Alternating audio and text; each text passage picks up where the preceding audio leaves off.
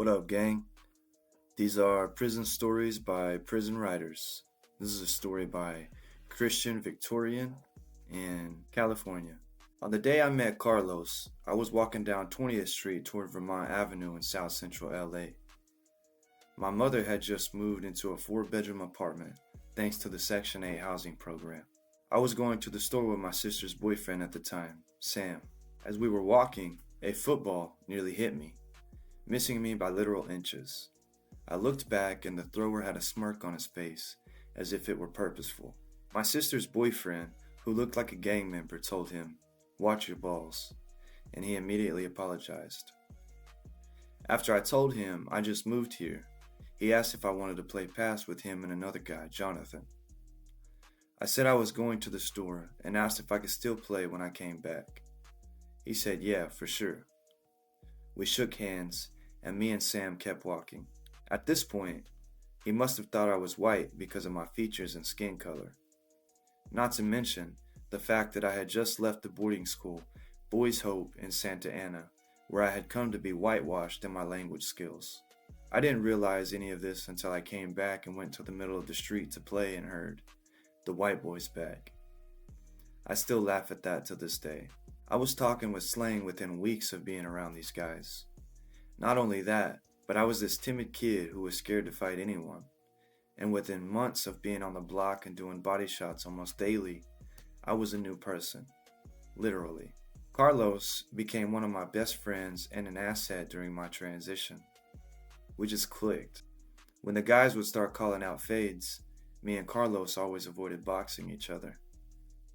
For the next 2 years, from 2002 to 2004, we were closer than ever.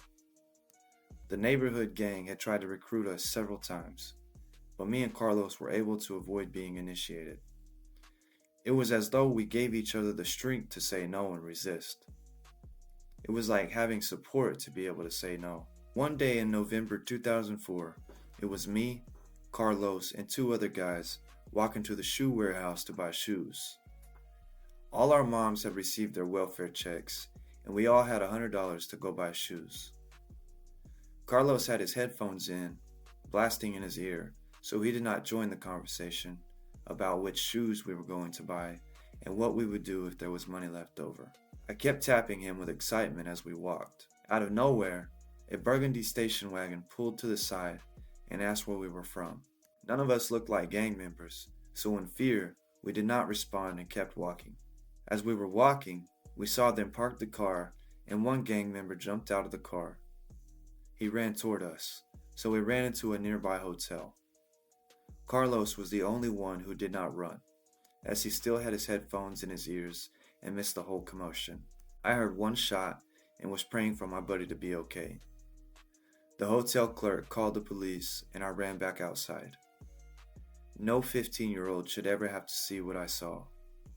It was my best friend laying in a pool of blood, with his headphones still in his ears. His eyes were closed, and he looked peaceful as ever. I knew my friend was gone. I started crying, but I still had some type of hope, especially when I saw the ambulance approach. The police, however, took forever to get there. When they did, I was eager to tell them what happened. I was not able to accompany my friend to the hospital because I was kept at the scene of the crime and not questioned, but harassed. "Where are you from? What are you doing here if you live way on the other side? Are you high?"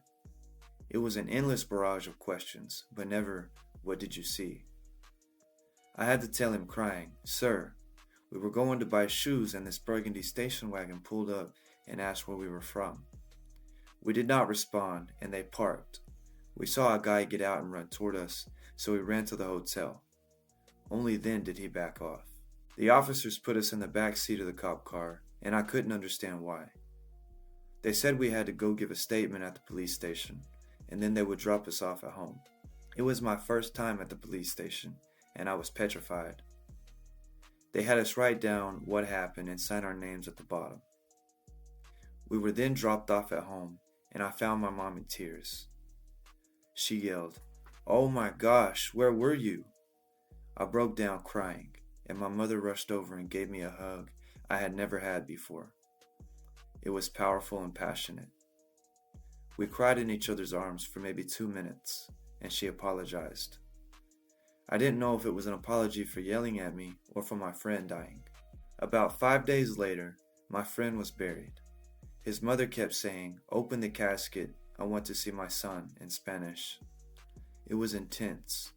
All I could think about was revenge. Not a month later, I was initiated as a member of a gang.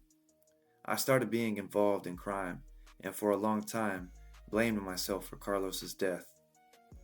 I would tell myself, why didn't I remove his headphones or grab onto his shirt to run with me? I still have nightmare flashbacks to this day and have been diagnosed with PTSD. After that, I joined a gang and became intensely involved in gang activity, and did not care if I lived or died for the longest time. I just wanted my friend back, but he was gone. I am currently doing a 33-year prison sentence for nonviolent crimes that revolved around my mental illness. I got involved with drugs as a coping mechanism for my PTSD. During one incident, I completely blacked out and ran into an occupied home. I immediately realized what I was doing and ran back out. Upon arrest, I admitted to my wrong and expressed that I was not well mentally. Nobody cared, and I was given 33 years. All I could think about is how this system continues to fail me. I have psychological problems that to this day are not being properly addressed. It's like jail is the easiest way to get rid of someone who is deeply pained and imbalanced. I just know that if my friend Carlos were here today, I would not be going through this. But I have made a promise to my friend that when I do get out of here, I will bring awareness to PTSD and how it unfairly affects those who grow up in the hood. After all, I know that events unfolded the way they did for the greater good. It is my mission to crusade on behalf of those who have no voice or any way to express the true meaning of what it is to grow up in the ghetto and have to lose your best friend right before your eyes. 16-year-old Carlos Renteria was killed on November 20th of 2004.